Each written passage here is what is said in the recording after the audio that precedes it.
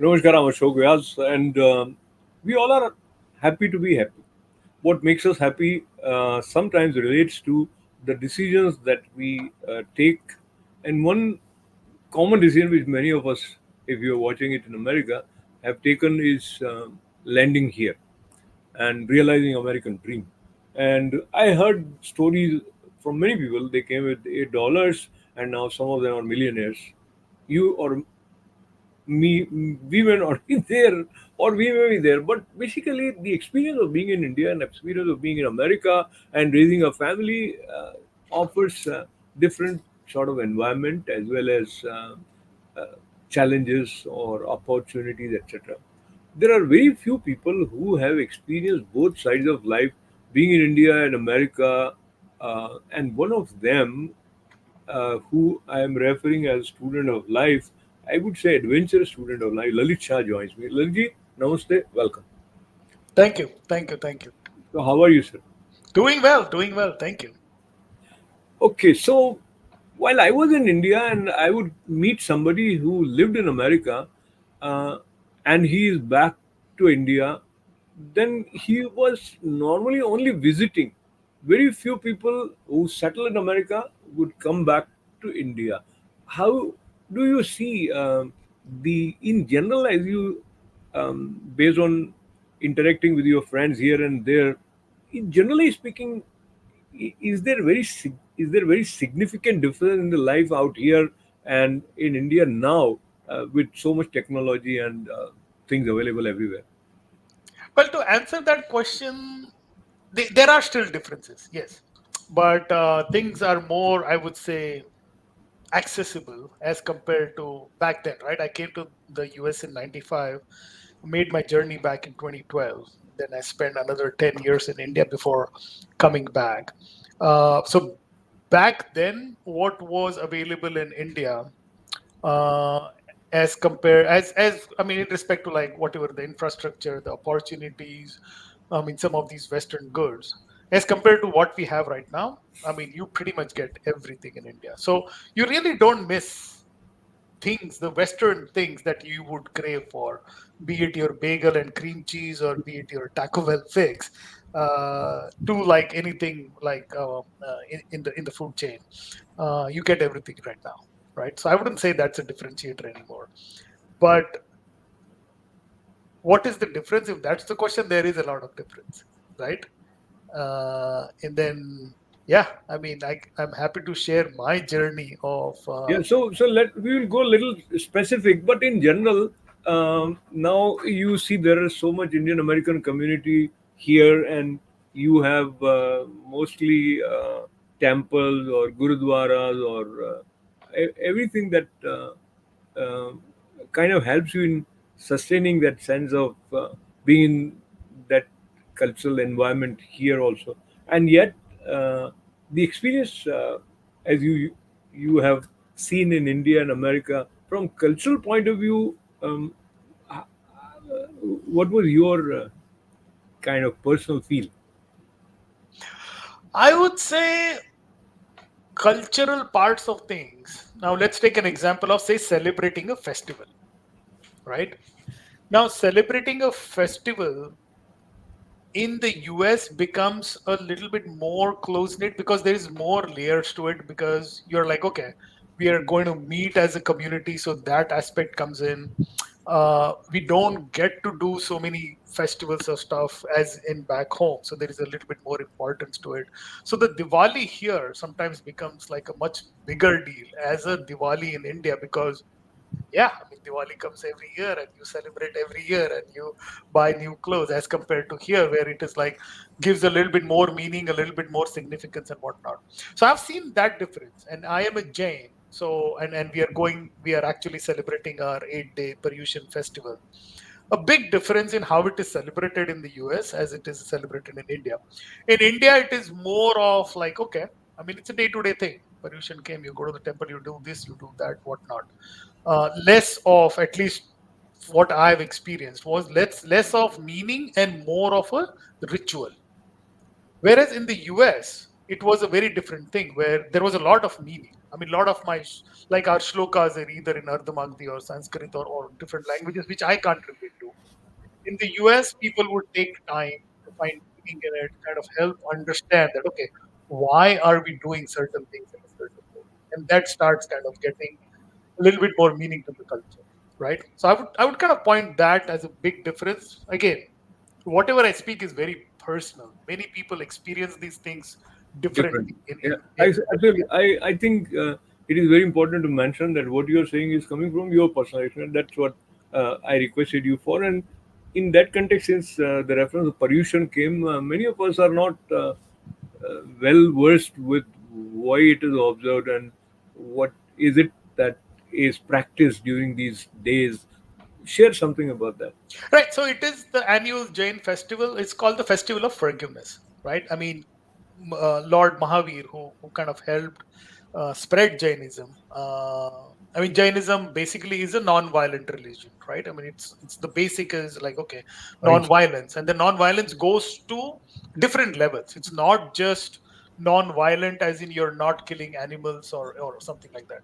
It goes to not killing plants, it goes to not killing organisms. That's the physical part of it. But then there is the part of like, okay, your thoughts, right? Don't think of harming thoughts. Don't harm people with your thoughts. Even if you're saying something, it could be violent and it could hurt somebody. So it's various levels of that. So this 8 days, what we try to do is we try to kind of abstain from food, abstain from kind of thinking like okay, start thinking more puring or like stop talking more, all of those things where you try to kind of bring down all your activities to become as less violent as you are. And the last day of the festival, then you kind of ask for forgiveness from everybody in the community, that if I had done something within the year, please forgive me for that. And then you start a new chapter. And then jokingly, people are like, okay, I'm done with all my sins this year. Let's start a new year of sins and stuff like that. I think there are some common elements in these traditions where you are ultimately working on purifying yourself and being more sensitive, compassionate, kind, etc. Right. And in this context, mm, when we say ahimsa, to you do not hurt yourself also. That is also part of ahimsa. Or I'm just stretching. I'm in because many now this modern day speakers or psychologists etc. talk about not getting into the guilt trip or not having the kind of toxic thoughts which would Mhm. hurt you and take away your peace etc. Is that also somewhere? Yes, absolutely. Yeah. I mean, not hurting, not harming in every which way, right? And then I guess, I mean, in your mind or in your thought, that becomes actually a lot more important, where you're trying to kind of be in a state of mind where you are less violent or non-violent and you're thinking about your spiritual journey. So there are different set of external as well as opportunity-wise the orbit that you have in India and America. And coming back to your journey, while you were settled here, the American dream, like owning a home, was there. Kids were doing well academically, etc. At that point, uprooting from America, going back to India, very few people successfully have managed to execute that idea. They just think it and then they push it back. So, how was it for you? Very courageous, or there was an opportunity which you felt compensates for what you are going to miss in America, and overall the family response to this adventurous trip back Right, home. right. A lot of layers of questions, and then a lot of things kind of came together to kind of do this. But you're right. I mean, this is. I'm sure if there's a lot of Indian Americans listening to this, this becomes a very typical potluck discussion, and I've been through several of those. That Yeah, okay, you meet at a Diwali potluck or some potluck, and you're talking about different things. invariably this thing comes up कि यार India जाना चाहिए कि नहीं जाना चाहिए, and then people will have their views like हाँ यार इंडिया में ये है वो है, but then traffic है, ये है, corruption है, this that whatnot. You talk about it, you make that India trip, and then you go back home and whatnot. A lot of people, I mean, I really admire a lot of people who are very clear that I want to be in the US because of X, Y, and Z, very clear, or I want to go to India. But most of us are stuck in that Trishanku state where I'm not mentally here, I'm physically here, this, that, whatnot. And I mean, if I come to like what happened to me, I mean, so there is like my India journey is in two phases. Between 2007 and 9, I got an opportunity as an expat. I was working with Computer Associates CA, which became Broadcom now, and spent 2 years to grow their facility in Hyderabad. And that's when I guess, I mean, I experienced India, and I'm like, oh my God, I mean, India has changed, a lot of opportunities, this, that, whatnot. But to be very frank, my 2 years then were like, oh my God, I was complaining of a lot of things. अरे यार मतलब यहाँ पे ये नहीं है, कोई time पे नहीं आता है, and then traffic, this, that, whatnot. But in 2012, when we made that journey, I think it was a combination of one, the attitude that I have towards change. I always think that change is constant. Now, as a human being, it's up to you whether you want to embrace change or resist it. The change itself is going to happen. If you embrace it, it will be less hurtful, I would say, or you will struggle less. If you resist, you will struggle a lot more. But no matter what, if change is going to happen, that is going to happen. And by nature, I've always been somebody who kind of goes with the flow. That if this is the way it is going, fine, let's just go with it. And many times they did that. So I think one event that happened, and again, I mean, this has always been a debate between me and my wife that okay, what triggered it? So just before that, I got laid off. So I, as you said, the American dream, right? I went through all the American dreams, like okay, coming here, working for all these corporations, buying a house, having kids, and layoff is part of the American dream. So I mean, Not it's not part of necessarily. the dream, but it Yeah, is yeah. part of the nightmare Part probably. of that dream. Part of that dream. Right. So I did get laid off, and the whole attitude of going with the flow and change, I mean, it didn't bother me much. I'm like, okay, fine. I mean, we'll figure something out or whatnot. So I mean, I was kind of working with another company temporarily while this new opportunity in Hyderabad kind of came, saying that okay, Microsoft is going through a journey in India where they want to bring a lot of talent who have a lot of experience in the US, senior people, and they want to grow their particular department, IT department. Now that triggered this whole thing about, yeah, I mean, why not? Why not kind of take that opportunity, go there and experience there? But again, of course, a lot of challenges. I mean, I had young kids. My son was just finished was getting into middle school. My daughter was in elementary school. How will all of that work out, and so on and so forth? So But let's get there. Let's get there. Let's get towards the parenting side. And many parents I hear, they feel happy that they gave certain exposure of American life to their kids, and that helped them in becoming who they are now. And this I'm talking as my own journey of 25 years. I've met many people.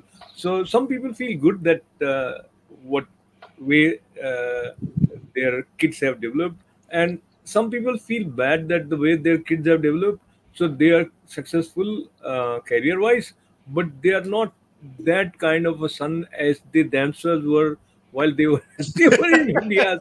So talk to me about your own personal observation as a parent with your other colleagues also. right, right. Yeah. So, I mean, again, this experience has been different for my two kids, right? My son, who was the older son, who was, as I said, was getting into middle school, and my daughter was into the elementary school while we went there. It was definitely, it landed very differently on both of them.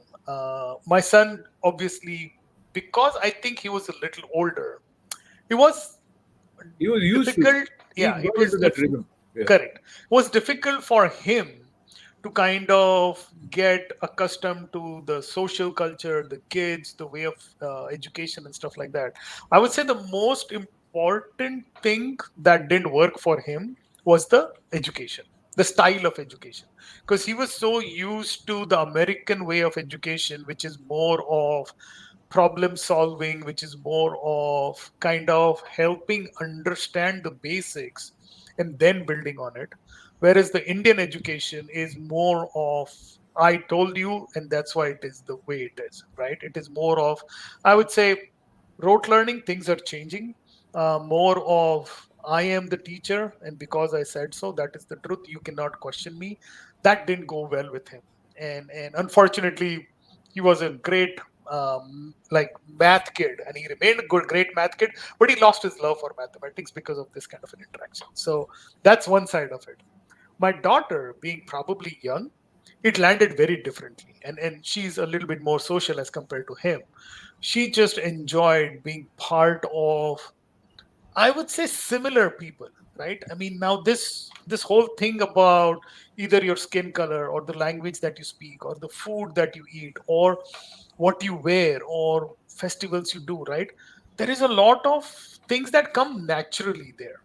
You don't have to make an effort कि भाई मुझे अभी कुर्ता पहन के यहाँ पे जाना पड़ेगा, as against I am just part of that ecosystem. So there is less of that stress, and she just enjoyed it. She became a part of that whole thing. And even today, she's on her way from from India to US, and she just called me like, "Papa, I don't want to come back." And like, I know, I feel that overwhelming thing when you're coming back. That okay, why am I doing this, right? But yeah, different kids will end up taking it differently. I mean, was I, am I, or the both of us happy that we took the decision? Yes, both of us think that okay, we probably gave them a different experience. Probably not now, maybe 10 years down the line, they probably will appreciate. We gave them a different experience of how to be independent, how to think in a different way. India teaches you street smartness. India teaches you more adaptability, right? Because you're thrown into situations where you have to be flexible and adaptable, where things in the US, at least for successful Indian Americans like us, I would say we are also equally blame. I mean, I put the blame on parents like us, where we make life very easy for the kids.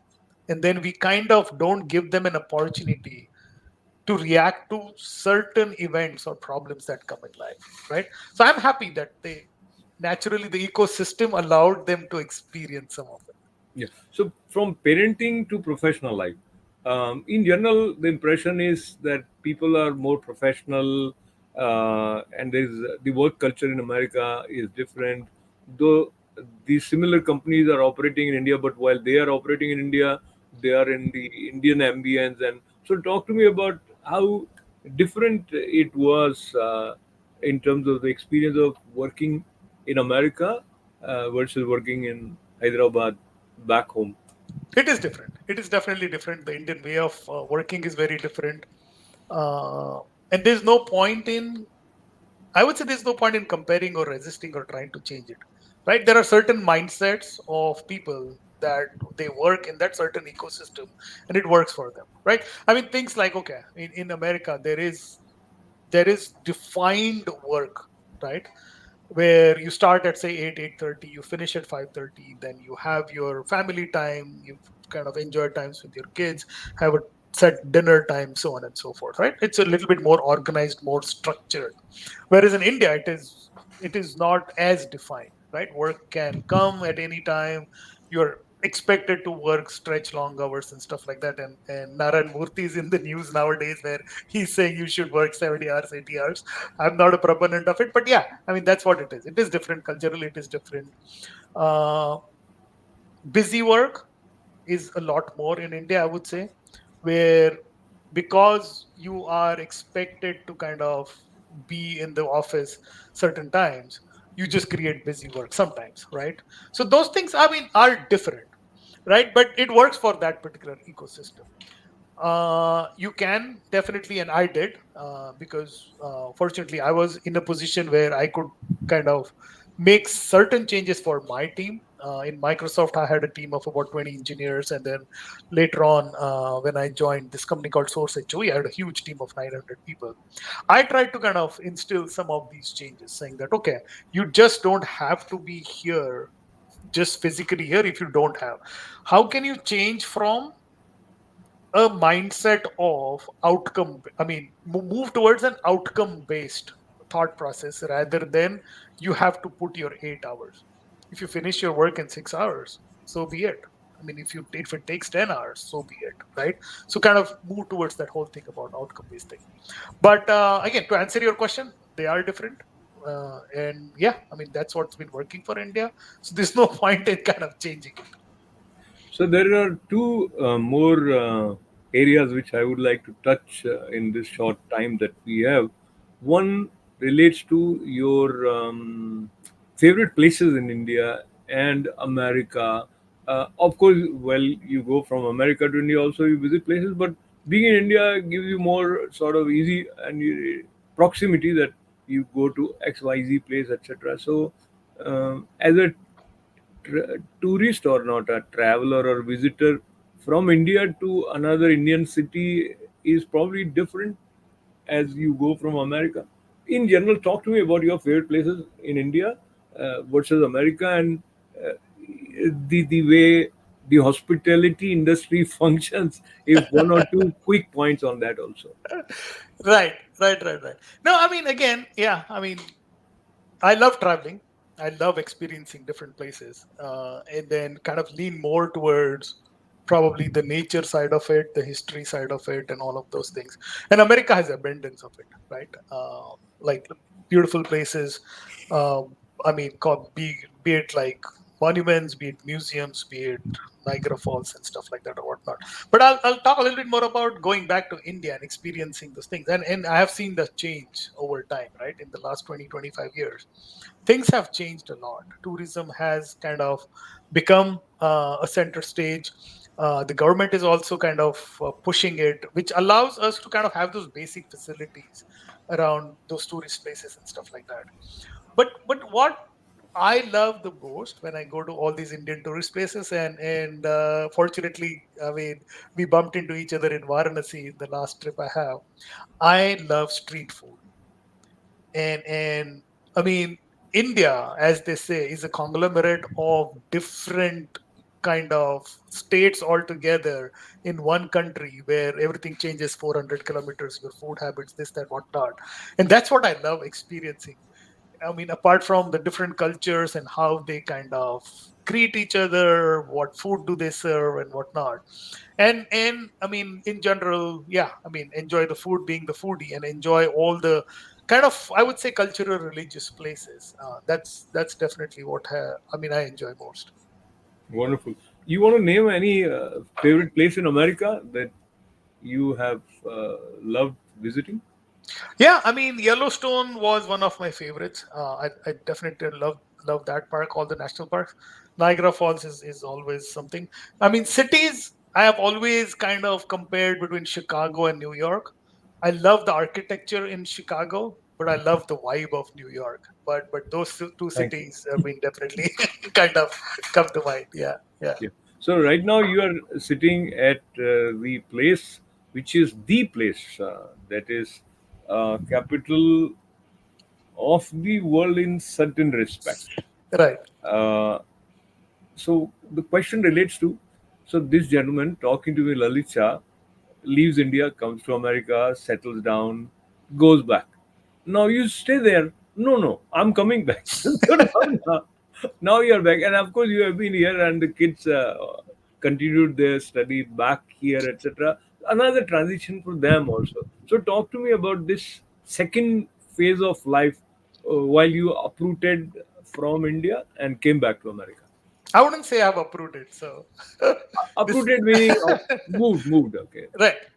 No, this second transition was more from both my kids went to school here. So my son went to Purdue. My daughter is in California Institute of Arts in LA. Now, being both the kids here, it was like, okay, I mean, let's spend some more time with them or kind of help them in their journeys and stuff like that. And one thing led to another. We like again life has been very kind to me. Life has been very fortunate to me. Sometimes we think about things and they just work. Like but me and my wife, we were like, okay, let's go back. My wife was like, yeah, both the kids are there. Let's go back. And I'm like, okay. She was working with Deloitte, see if they have an opportunity. And then she tries, and the next thing is like it happens, and we are here, right? So yeah, I mean, the second phase has been good. It has been kind of very different, I would say, because the US did change a lot in the 10, 11 years that I was away. So we're experiencing a very different US and whatnot. But the point I would like to leave you with is this is a very personal journey, right? Things that you feel are like you are comfortable with or right or what may not be something for somebody else. If you want to make that switch, you have to find what is it that you want to do, right? Are you going there for an opportunity? Are you going there to kind of take care of your family and elderly parents? Are you going there because you kind of love the food? Whatever it is, right? Have a strong reason to go back. For me, it is I get a lot of peace when I'm there in that ecosystem. I find one of the ecosystem, and I don't have to make that effort to kind of merge with the ecosystem that I am with, right? But a lot of people, it comes naturally to them when they are in different countries to be part of that ecosystem. I am not. So I find, and that's what gives me peace. That's what gives me comfort. And that's why I did the move. Yeah. Yeah. I think what you have said takes us towards reflecting and introspecting, and many of us inside are nodding. Oh, what you are saying is exactly the way I feel. I feel I will not articulate it this way, but I think this is a very call it a mystical way that where we are born and we have some special relationship with our roots, whether you take citizenship of any country and whether you are a world traveler, but the earth has, as we refer to as Dharti Mata, so that there is something which we may not have a rational, exact way of explaining to others as well as to ourselves. But Right. Lali, I appreciate you taking your time, and it was very, very nice. I think what effortlessly comes, uh, processed through experience, has its own value. And so, thanks for that value addition to this conversation. Sure, Namaste. sure, sure. Yeah, I'll leave you with like, okay, turn off the noise. Turn off the noise and focus on one or two things that are important to you. Things just fall in place. Thank you so much. Namaste. Namaste. Thanking Lalitji again, and thanking all of you with lots and lots of good wishes. This is Ashok Vyas. Namaste.